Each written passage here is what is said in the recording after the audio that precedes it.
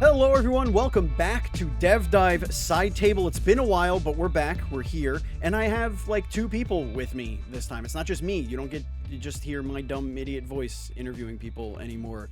No, I am joined with Mr. Nuff, aka Matt Murray. What's going on, Matt? How are you?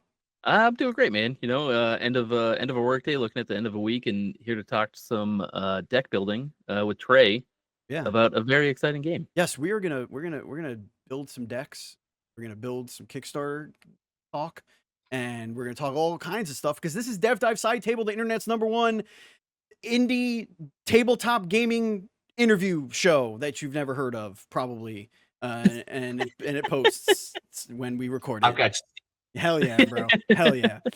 With us on this show is Trey Chastain, the founder of the Gambit Foundry, creators of Riftblade, which is out on Kickstarter right now and has hit its goal like super fast. Welcome to the show, Trey. How you doing, bud? Thanks, Steve. I mean, we hit our goal in 29 minutes, so I'm doing pretty good right now. Thanks. Hell yeah. Hell yeah, brother. You speed ran getting funded. Yeah, you did that real good. I actually do want to talk a lot about like the Kickstarter in general, the anxieties leading up to that. But before we like get into any of that stuff, tell us about you a little bit. Like, how did you get started in developing a tabletop game? Like, just start from there. So you want to know about me before you become my therapist? Is that what I just caught? I heard anxieties. It's already maybe. Hey, I don't know. Maybe. I may have interviewed like a lot of people that have done Kickstarters before. I don't know. All right, fair enough. You may know a thing or two. No.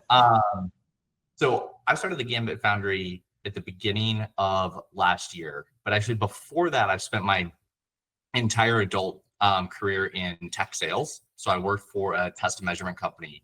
We did instruments to like test Bluetooth and Wi-Fi in your cell phone, all the way up to like wings of a Boeing 747 jet. Super cool, great company. But it was probably about 2018. I was like, I think it's about time for me to like try and start my own thing.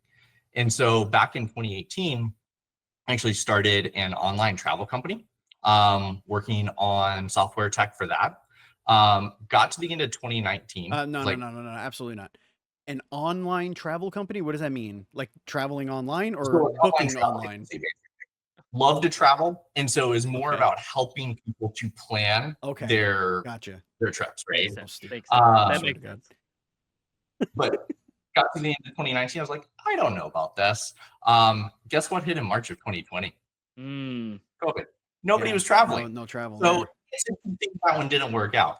And so, kind of went back into the day job, and always in the back of my head was like, I want to do something different. And so I picked up writing and I started writing books. And so my plan was actually to be an author. I left, I had 3 books written in different states of draft. And I was like, we're going to publish books. I learned how difficult it is to be a successful author. And like from a marketing perspective, I was like, well, maybe I could make a board game out of one of these books. Like, that'd be a cool idea. And so it really just started by happenstance. And I stumbled into the tabletop space. Have not written a word in a year now. Thank you, Riftblade. Has more or less overtaken my entire life. But that's kind of what got me here. Wow. That is the most zigzag path what a path I've ever heard somebody take to launching a successful Kickstarter, no less. So yeah, let's get into that. So you had this IP that you created, right? Like essentially that's what your books were. They were these unrealized IP that you had on you. So you decided, okay, I'm gonna make this into something a little different. So why game? Like, why did you choose that avenue for it? Like, was it something that like you just thought you can do? Was it something you always wanted to do, or? Always wanted to do is interesting. I mean, I love games, tabletop games, video games, mobile games. And so it's always been an interest. When I was in the tech world, I would screw around in Unity and actually write my own mobile games that were like really, really bad because I'm not a software developer. But it was fun, right? And so as I was looking for other opportunities to try and create, to your point, an IP instead of just a book, I was looking at what my skill set was, where my experience was. And it was just like, well, we'll give this a shot, right? Who knows where it's going to land, but it's worth trying. And fortunately, so I live here in Austin, Texas. There's a great kind of unpublished game community here that meets up. They meet 3 times a week, actually. So I got plugged in with them and just kind of like started throwing things out on the table and seeing what other people were doing. I was like, okay, like, yeah, I can figure this out. I was very naive at that point. You know, I thought making a game, oh yeah, how hard can it be? Turns out it's really easy to make a bad game. It's really hard to make a good game. Sure. Okay, so you're gonna make the game. What is the game? Tell us about Riftblade. What is the genesis? What are the bones that make up Riftblade? Yeah, so I'll start by saying Riftblade was one of probably a dozen different games that kind of came to the table in various stages, and it's the one that floated to the top of just as people kept playing. It was like, oh, people like this and people like that, and has good bones. But it started because my wife and I really like deck building games, so we play a lot of Ascension or Legendary, Shards of Infinity. We picked up Dice Throne a few years ago. You just said my 2 favorite words. They're great games, like honestly, all of them. And so knowing those games really well, that was kind of a natural focus for me of, okay, maybe like we'll look at something in this space. But I never really want to just put a face on something somebody else has done. And so when I came to it, I was like, how would I actually improve on the games that I like so much? And so I started to try and pick at the things that, like, they're great games, but like it was like, if I could change anything, what would I change? Right. And so that's really what got me started thinking about, it was called Blood and Stone at the time, actually. Now it's Riftblade. And that became the genesis of where we are today. Awesome. Yeah. Yeah, I mean, I think one of my favorite things about deck builders, right, is that the deck building mechanic. And I think that a problem of the genre is a lot of them feel similar and they don't really go out of the comfort zone of that deck building mechanic, right? There's like, oh, this is this faction plays together with itself, and if you play 2 of the cards, it does something, and you're trying to kind of chase the goal of the best deck. What I love about Riftblade is the introduction of the dice and what they can do, not just to activate the cards themselves, but how they can interact with the game separately from the cards. And can you talk about kind of how you came up with the addition of dice and kind of what prompted you to make that change and like kind of take that leap above other deck builders? Yeah, sure. So I'll say it was an iterative process. It's not like I just had a magic idea one day, sure, right? But when I look at deck builders, I do feel much the same. Like this is the extreme side of it, but if you took away all of the pretty art from a deck builder game, then they'd kind of all look the same. They'd have a lot of effect text that basically does the same thing, maybe with a different keyword. And you could really just interchange most of those because the core bones are the same. Right. Yeah. And don't get me wrong, I love playing a lot of different deck builders, but it's a very narrow window, right? It's also unfortunately got a reasonably high barrier to entry, because if you think about somebody who's never played a deck builder, what are you asking them to do? You're asking them to read a paragraph of text on every card in order to play their turn and figure out how all of those paragraphs work together. It's not a fast thing. And so, I promise I'll get to the dice, but of course, before the dice came in, it was trying to solve this approachability problem, right? Is how do you actually simplify the core of a deck builder to the most important pieces? And so one of the first things that was true of Riftblade is there was no effect text. And so you can play the entire game without having to read a paragraph of text on a single card. And so that, as we played, was a really interesting mechanic. But if it was just that and you carved out all of your effects text, it's a really simple game. Sure. Right. And so we started to look at different ways that you could layer on top of that in order to create something that was more intricate. And ultimately, that's where the Riftstone system came from. You know, our dice that always interact both with the cards, but also outside with their secondary effects. And it's that combination and that layering that, like, it's really fast to pick up Riftblade, no effect text, right? You can get we've had 10-year-olds playing in 10 minutes. But on the flip side, if you look at it compared to a Star Realms or Ascension, it's actually a little bit crunchier because of how the layers stack together. Yeah, I think one of the things that definitely drew me to this game in the Kickstarter is how quickly you can identify what a card does. Like the visual identity of each card is very clear immediately, and how you place the visual identifiers is awesome. I think that simplifying deck builders down to that does take out a lot of the early complications, like you were saying, like the barrier to entry.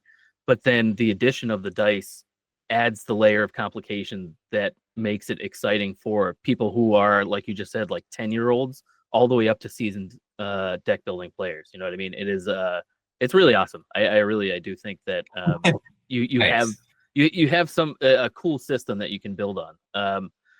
The linking of spells, was that always part of the game? Because like for those, go ahead, Steve. I think we should explain what these things are first, because Sure, you know, if somebody's not sure. sold on what this game is and how it's different, Sure. you know, so what are you doing turn to turn? Like, Yeah. how do these cards interact? How do the dice interact with the cards? Explain the mechanics of Riftblade to someone who has no idea what we're talking about. Yeah, perfect. So let's start. If you've never played a deck builder before, essentially everybody's starting with a base set of cards. So my card's the same as Steve's, the same as Matt's, and we're all buying cards from a central market as the turns go on to build our deck and ultimately be able to reuse those spells as we cycle through that, right? And so that's kind of the core of a deck builder. What's unique about Riftblade is really three things. So we've been talking about the Riftstones. So the Riftstones are your dice. So you're going to roll those dice every turn, and you're using those either to empower the spells, the cards that you're playing, to buy spells from the Rift, which is our central market, or you're using them to activate secondary effects. So that could be something like refreshing the marking, getting new spell options out there. It could be destroying cards from your hand in order to pull that down and really only have your most powerful spells. So that's kind of your Riftstone system. That's one of the things that's different than most deck builders. The second one that Matt was alluding to is the chaining of the spell. So in most deck building games, you're going to draw your hand and you're going to play all of those cards every turn. In Riftblade, you're actually matching aspects of magic from one spell to the next in order to create a single spell chain every turn in which to attack your opponent. And so it's about how you create those synergies and really craft a story with your spells that's most important. It's not, hey, did I get one perfect card? It's how did I build this deck into a big engine over time? Which would allow, like, once you start playing and understanding what these cards do and how these spells will chain together, that's when things like forcing a refresh of the pool, if you see something come out in the pool that you know your opponent's ability to board, you kind of throw a monkey wrench in that and like kind of screw that up a bit. You know, what the first deck builder and probably my favorite deck builder ever is Dominion, right? Like I feel like that's like, sure, like I feel like that's like the one everybody kind of started with. Yes, Marvel one after that was like very similar, but like in that game, your goal is to get your victory points quick, right? Yep. And it doesn't matter if you're getting one victory point really, or if you're, you know, you may every once in a while have enough cards to get like that card that's worth 2 or 3, whatever. But in Riftblade, it seems like you might want to save up so that you could do heavy damage because you're actually you're counting down your opponent's health bar essentially. So it's more of like a tug of war rather than a race to the finish. Would that be accurate? Yeah, so like I love Dominion, but ultimately a lot of the deck builders, especially the early ones, are a little more like solitaire, right? I'm gonna play my game, and you're gonna play your game, and then we're gonna count up victory points, right? In Riftblade, there's a lot more player interaction, and it's much more about how I'm responding, right? So if Matt and I are playing a match, and he's playing a deck that has heavy Infernal, which has a lot of burn, right? He's going to be forcing me to discard. Well, I better have a draw mechanic in order to balance that out, right? Gotcha. Or to your point, I see cards that Matt wants in the Rift. Maybe I do this third thing, which is called triggering. So I can trigger cards instantly, have an impact on Matt, deal him some damage, and get that out from the Rift so he can't buy it. And so it's not as much a, hey, are we counting victory points? Who's going to win? It's really dynamic back and forth. I see what Matt's doing and I'm responding to it, and vice versa, so that every game looks really different, because that Rift is always going to be very dynamic. Sure. And you said that the players start with a base deck. Are those based on like characters, or is it everybody's got the same stuff that they start with?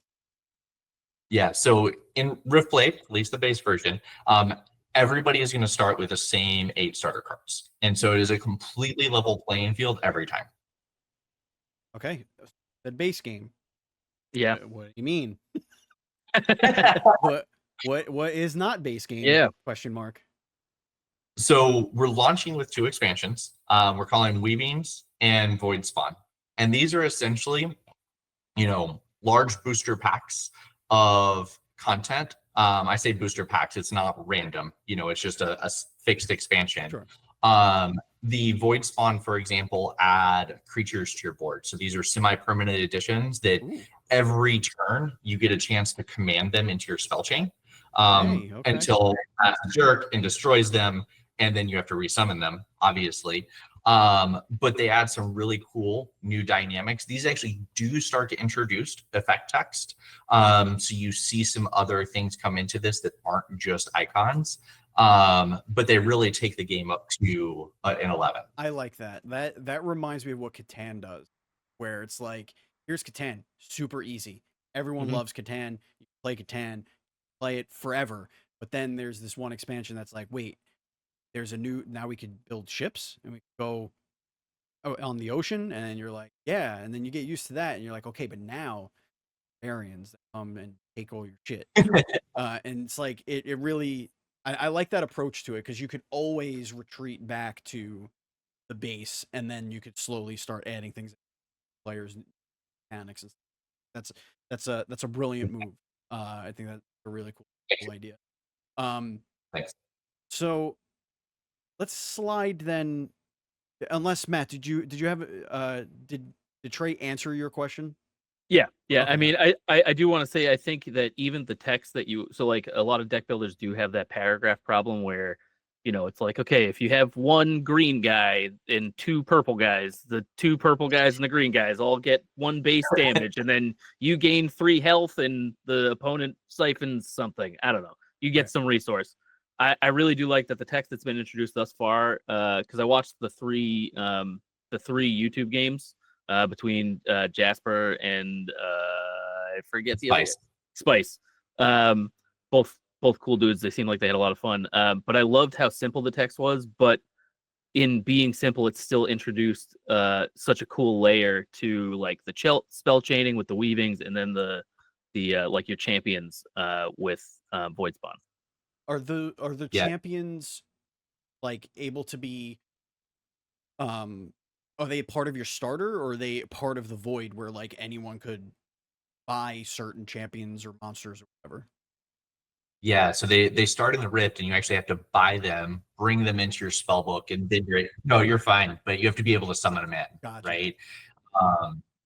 And if I could, really quick, to Matt, what you're just saying there, one of the core tenets for us with Riftblade is the player interactivity, and with that is the pace, right?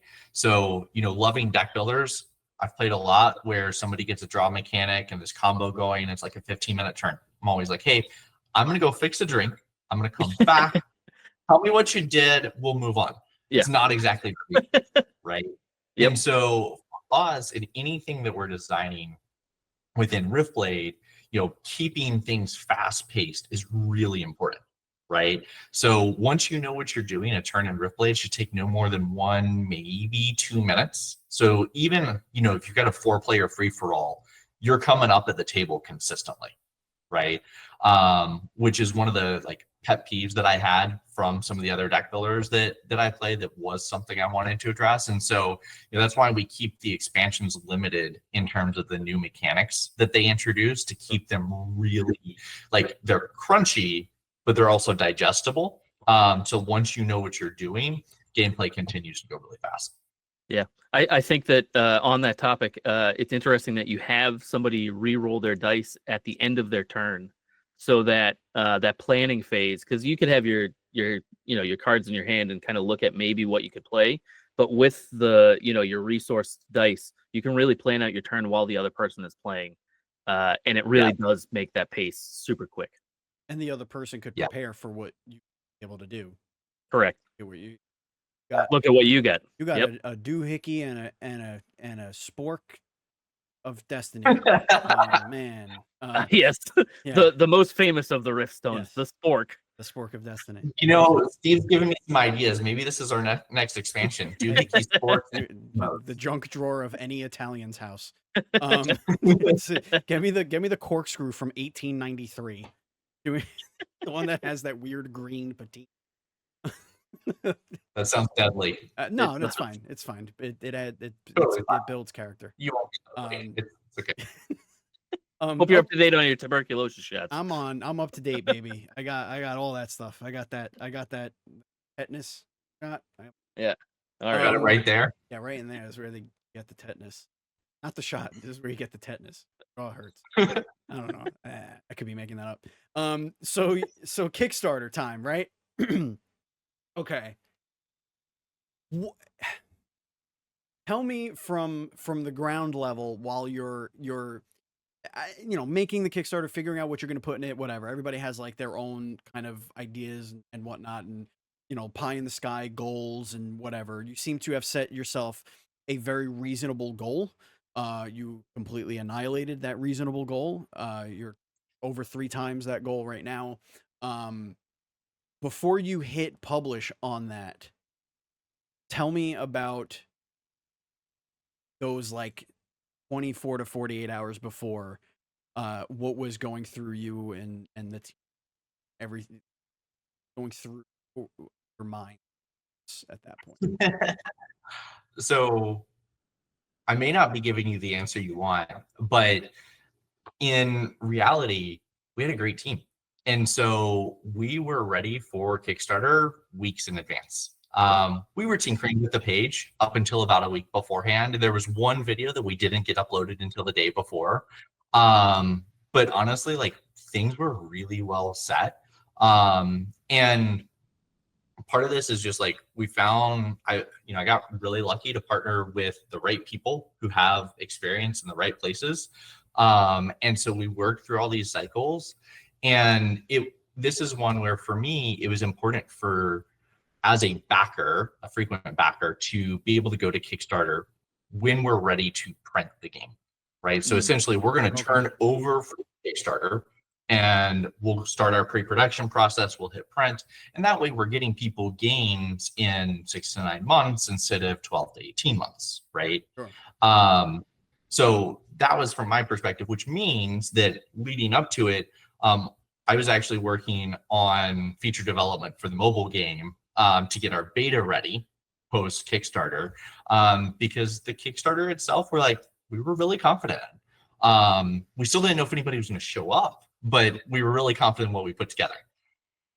There's a common, I don't want to say mistake, but there's a common hurdle that I think a lot of developers have with their Kickstarter, and it's it's sort of like an imposter syndrome of here are some goals that we're probably we don't know we're gonna keep, but we have to have something there, but really we shouldn't, because how good are we gonna be, kind of thing. So they can sometimes have difficulty making those things, but it seems like your team that put that together had experience of like where to put things and how to make them attainable, you know, in that and which by the way, I backed I think at the 79 whatever tier, and I feel like I got everything. Like it was like so easy to choose what I was gonna Which get. one? Yeah, Yeah, it was I like it agree. was so easy. I didn't have this super anxiety of like, yeah, but if I do the extra $12 at the like, there was none of that. Like I was just like, everything okay, yeah, click buy. Like I'm good.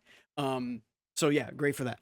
But so one of the issues that I see a lot of people come up with is they have these goals or they have these stretch goals and they don't really know how to execute after they those goals because the economy of scale can Sure. typically grows and a lot of people are doing a production run for the first time, right? So like they don't really understand supply chain and manufacturing and getting test product so that you could choose the right stock and like all of these things are very minutia, very back of the house stuff, but can blow up a production schedule if you're not careful about what you're actually putting in those monetary Yeah. goals. Can you go into a little bit of detail of your stretch goals and of the things you're adding to the game and how you planned that out? Because I think that's a fascinating conversation for people looking to do something similar.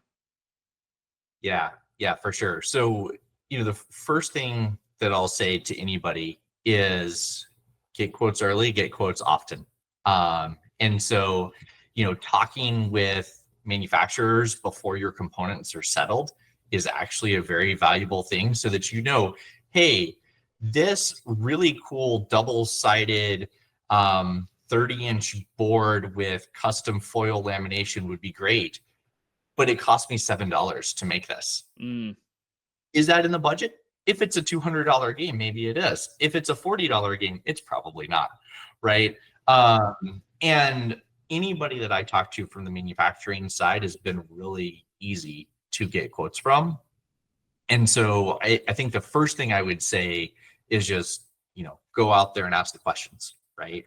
But then from our perspective, when we look at the stretch goals, for us, we separated this into the minor rewards and the major rewards. And the minor ones are things like generally have a one-off cost to us. So there's a development cost, but there's very little recurring cost to print another component or whatever the case is. So those are inherently scalable, right? We understand our cost. We know we can deliver whether we have 500 backers or 5,000 backers. And then when we look at the major goals that we've started to set out, these are actually more projects that we want to be able to take on for the IP anyway. And so being able to invest, we unlocked the novelette for Vishara yesterday.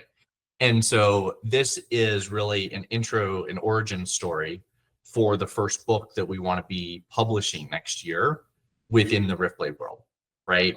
And so seeing those stretch goals for us were, hey, if we get the support, it allows us to go and develop this additional content that we know are tied into this world and people are really going to love. And so, yes, there's additional cost to that, but it's more about the long-term investment for the IP than it is the dollars and cents of this specific project, acknowledging that still has to work. But that was a little bit of our mentality. How do you like I imagine when you're manufacturing, it's not to order, right? Like you're not going to say I need 38 of them or I need 106 of them. Like you have to buy minimums, right? Are you Yeah. are you pricing those stretch goals to meet those minimums or do you go a little bit above? Like how do you I know this is very like nuts and bolts, but I think it's an important conversation to have, like especially for people who get mad at Kickstarters that like don't understand how any of this shit works, like that they just yell at their computer screen like, why I'm not to have game yet, it be 5 months. Like chill out, there's shit that goes on. Can you go just a little bit into detail of that Sure. aspect of it? Like is there like a magic formula to hit? Is it as simple as this is the minimum dollar value, this gets us X amount of copies, we'll put that amount of, you know, tiers up and hit the goal, great.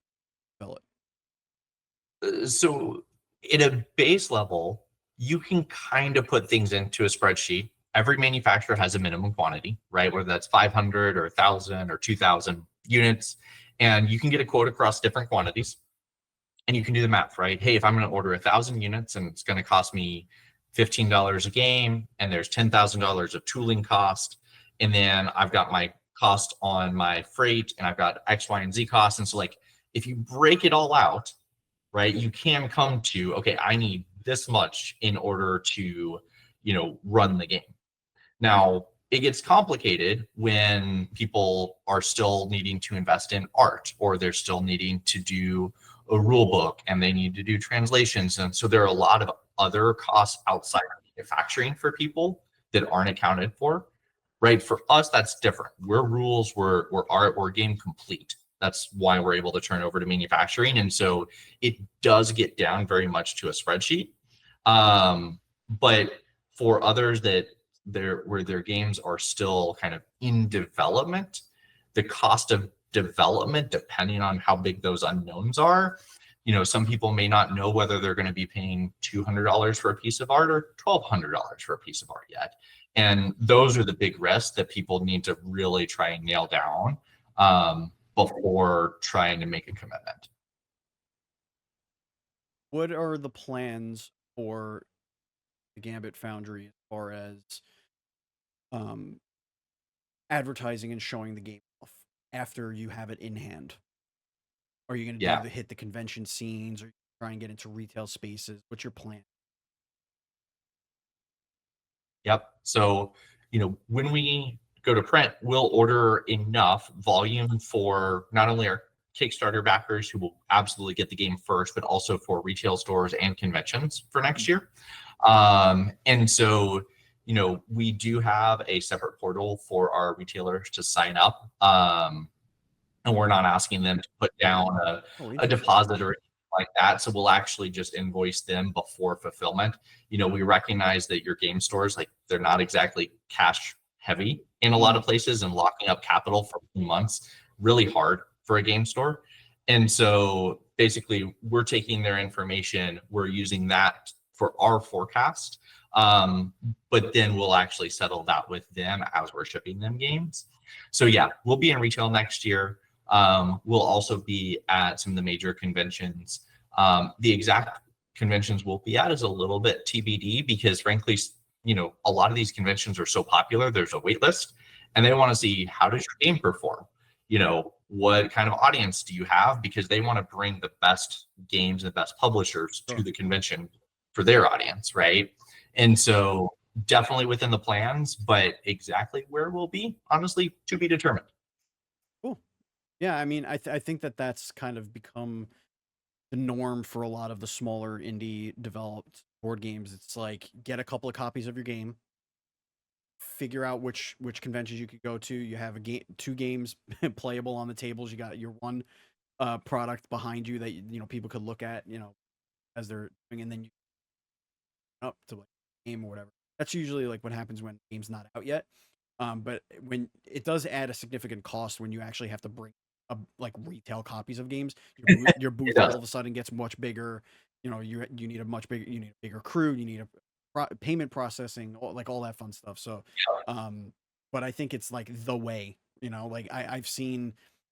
I mean, Gloomhaven has that buttons game at every convention, and they're it's like hotcakes.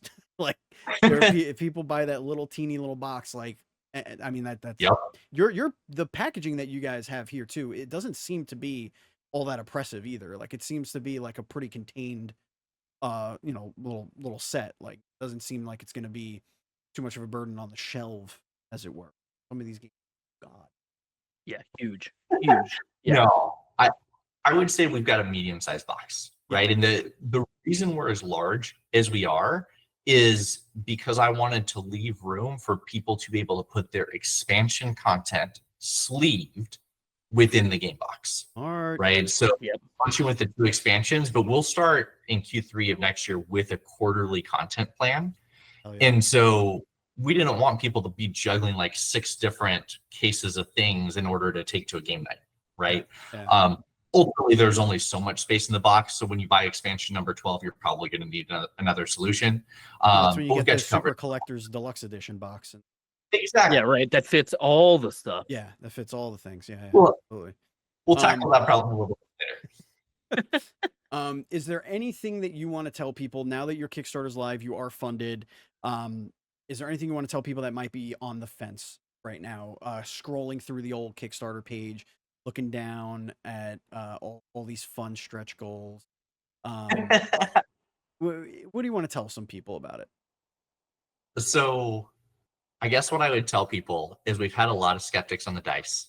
So we were at Origins actually this year. We ran 4 tables of demos. And we got a lot of people who sat in like, I don't know about this whole dice thing. Like, dice or chance, deck builder, strategy, how do these mesh together? And there was one grumpy person. I tell you, there was a grumpy person who didn't like the dice. There were 463 people who did. So, you know, the dice for us are not a good luck, bad luck situation, right? It's how do you manage and manipulate those resources for maximum effect? Yeah. And so if you're on the fence, I promise the dice are actually really exciting. Hell yeah. Matt, do you have any questions about Riftblade before we do a quick little rapid fire? Just really quick, I kind of want to pivot back. You mentioned the novella getting unlocked as one of the stretch goals. For this IP, it seems like obviously, right, you started as a book, you pivoted towards it being a board game, which is a wild pivot. That's crazy. But it seems like you kind of still have the want or the desire to publish some part of this story. Did you always plan after you pivoted to the board game to include like readable literature as part of this world? Or was there a point where you were like, okay, the game is good enough that I think that we can actually entice people into the world, and introducing characters and the world itself is a good idea? Yeah. So first, when you say always plan, I have to be really careful here. Is anybody that's ever worked at a startup knows plans change daily. Fair. Yeah. Yeah. We've gone through about 200 plans in the last 400 days. Let's be honest. But in reality, right? When I look at this, the first decision that we had to make with Riftblade was on the art, right? So as soon as you start to define your art, you're kind of set in a world. And for us to go after kind of a fantasy genre that's honestly really crowded and saturated, it doesn't make sense unless you're going to pull this into a broader world, right? If it's just generic fantasy, like you're competing against everybody else, go do something different. Yeah. Right. And so that decision point when we started to commission art back last year was really when it became a real part of the plan of like, are we going to do this? Yes, we're going to do this. And so it was more there and then reinforced over time as we worked on the novelette and the first draft of the book and, you know, working on other aspects of the IP that were like, okay, yes, reaffirming this decision. Yes, this is still good. Yes, this is great. But it's really been in steps over time. So as a follow-up to that, you know, Ascension, Shards of Infinity have campaign modes attached to them. Mm-hmm. Do you have any plans at any point in the future that you might want to share here, maybe today, that could possibly include a campaign mode for this game in the future? So I'll say this. We've had a lot of people ask about a solo or a co-op mode. And I think the demand is very much there. However, it's not something that I just wanted to paint on, right? So in order to give somebody a solo mode with Riftblade, we could have included a small stack of cards that were enemies and a small rule addendum and said, like, here you go. That's not ultimately a compelling experience in my mind. And so we do have a very amazing plan for solo. I'll call it Riftblade Dungeons that you may see in a stretch goal at some point. But The Riftblade Dungeons really leans into what is unique about Riftblade, right? So it's your rift stones, your chaining of the spells, and the triggering of the spells to create an actual like dungeon crawl instead of just I'm going to beat up an enemy. And so it's got a lot more depth to it, a lot more complexity, and it's much more interesting than just like, hey, I got to play with the same cards. It actually feels like a very fresh, unique take on the game with the very core mechanics that people love. I love that. Yeah, can't wait to hear more about that at some Gotta- point soon. Maybe At some point, we gotta hit some stretch goals. Yeah. What if, Matt? What if there's like a co-op mode, co-op dungeons, going down a dungeon, and at the end, the decks that you built along the way Are the dungeon? No, you then What? have to fight each other with those decks, Whoa. and only Wizard- one gets out of the dungeon alive. Wizard War at the end. Wizard War at the end of the dungeon Yeah. sounds awesome. Yeah, man. Yeah, man. I mean, I'm just gonna do it. Cards. You didn't get beat. I'm gonna Super beat you up. Thunder. I'm gonna beat you up with cards. I'm gonna sir. throw mana tokens at your face. I'm gonna roll so many shards. You're gonna be like you're gonna be Don't walking even. around like I'm. this Yeah. because I'm they're gonna. all sharded in your eyeballs. I'm gonna empower those I'm shards. gonna throw 'em shard. back at I'm you. gonna shard on you. Let's get into rapid fire before we say goodbye on this wonderful show. This is where we get to know you. Okay. Yeah, it looks like he's pointing at the audience, but Very it's cool. I have actually two it's you. cameras. Yeah, Yeah, you're in this camera that you're seeing. You're looking at me, but the audience sees. yeah. Point to that one. Peanut butter and jelly. Peanut butter on both sides of the bread. On like both, not both sides, but both slices. Of bread? Whoa. Not both. Yeah, okay. No, I'm not a No. savage. peanut butter, jelly. Agreed. Okay. Choice of superpower: infinite pockets or the ability to fly. If I were a girl, I might have to choose infinite pockets. My wife complains about that all the I time. just don't have I'll enough fly. pockets, honestly. Okay. You could carry so many expansions with you, though. I'm gonna kind of go in that route here. Bag of holding or rod of teleportation. Ooh. Rod Well, I of mean- teleportation. Hmm. I like to travel. I told you this. I started a travel company. I understand, but you can only go as far as the rod. You could see, like to get the cast with the rod. You know what I mean? Kind of like a portal gun. Not All right. really. Portal gun. Oh, you're limiting Portal me gun. now? Portal gun. All right. Well, Portal gun yeah, being one of the maybe bag of choices. holding wins. That's fair. Yeah. All right. Are there types of pizza that could be considered cake? I had a very cakey pizza tonight, but that might have been because of how I cooked it. Didn't quite get all of it. My wife gave me this dough and she said go, and I may have been impatient and the dough may not have been completely done. It was edible. It was edible for now That until counts. That until counts. I'm doubled over later. No problem. Hey, I made it through this, didn't I? You did.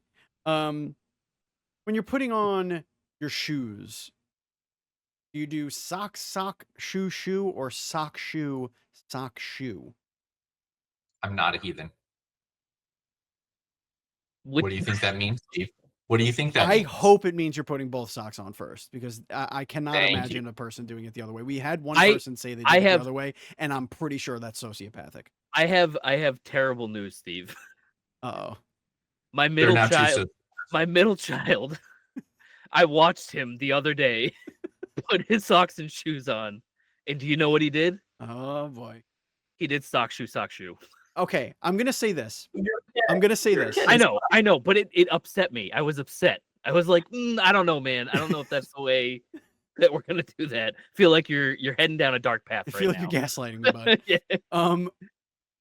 I think that is better than boy. no sock shoe. No sock shoe. The no sock shoe, not flip flop sandal or like slip on, like Vans. Like you could wear, like a slip on Van with no sock.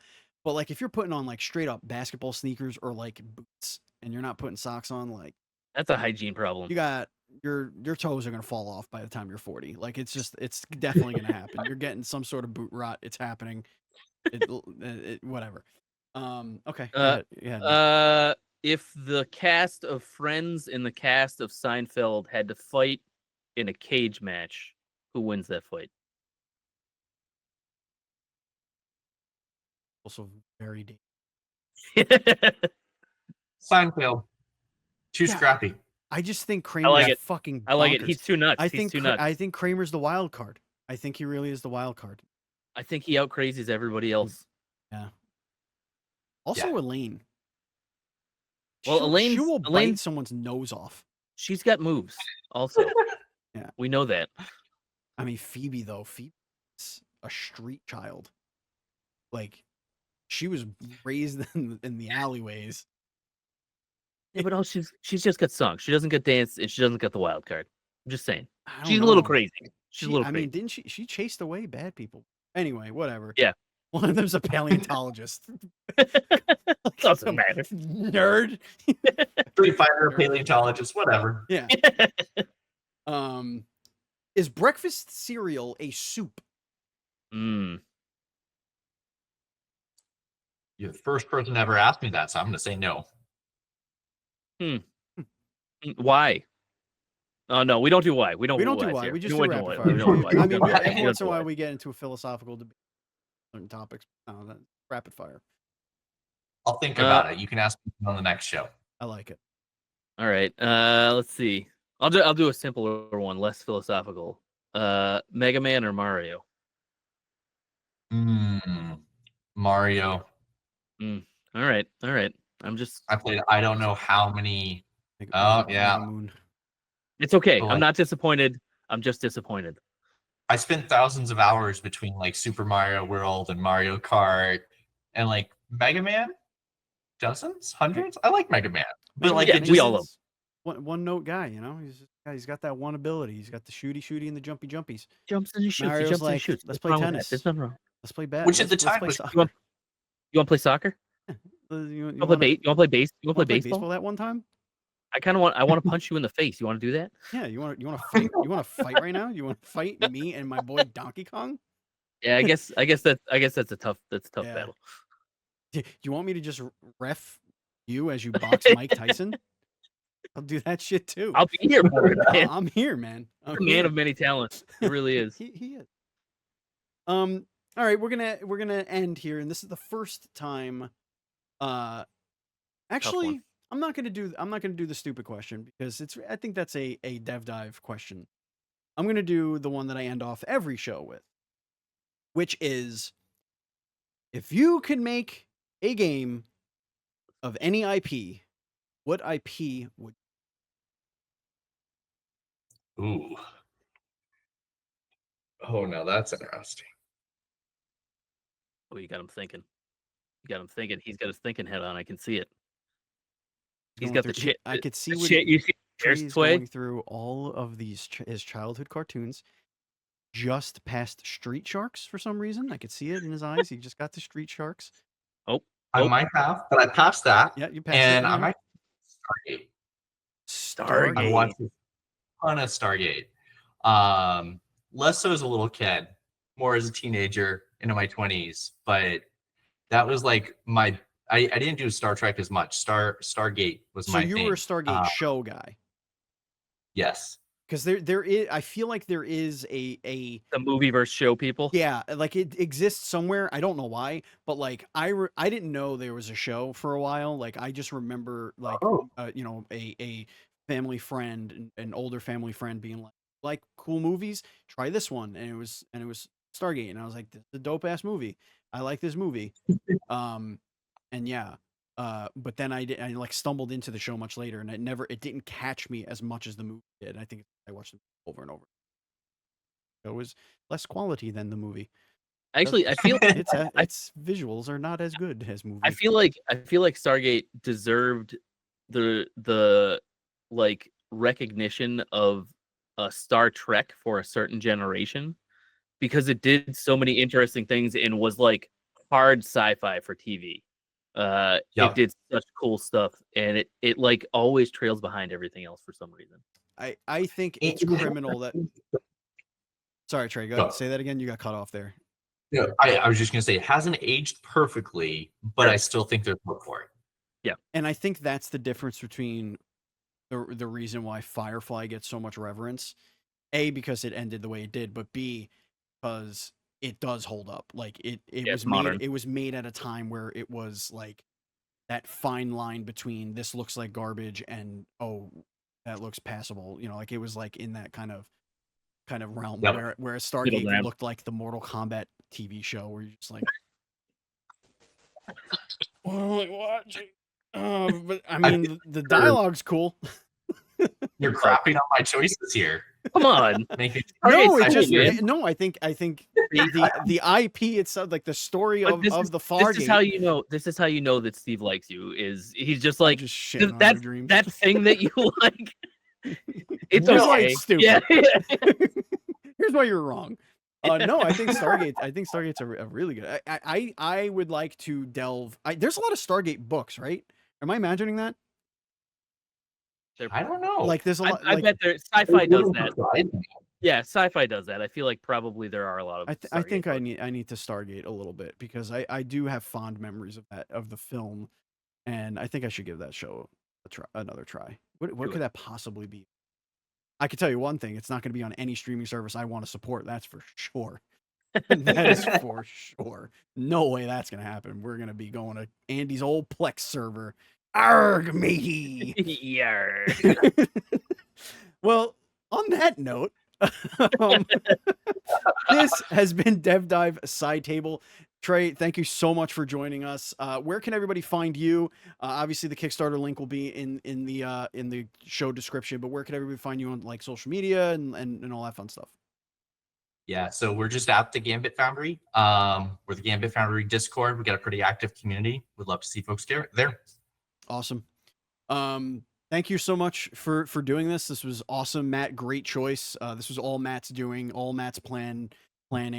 So thank you, Matt, and also thank you, Matt, for joining me on your first ever DevDive Side Table. I feel like this was a really good time. Yeah. Thank you, viewers. Thank you, listeners. And as always, please be excellent to each other.